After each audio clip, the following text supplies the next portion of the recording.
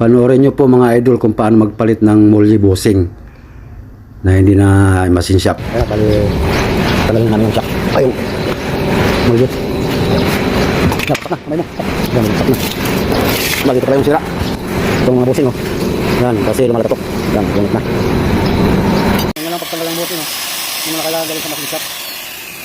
Yan, tanggalin mo lang yung guma, barinahan.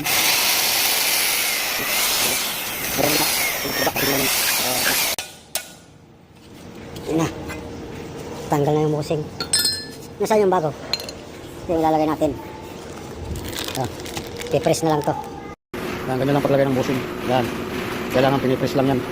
Yan ang tagabira namin, oh. Yan, press lang ilagay, oh. Yan, magbayad ka rito ng press in, press out, mahal din yan.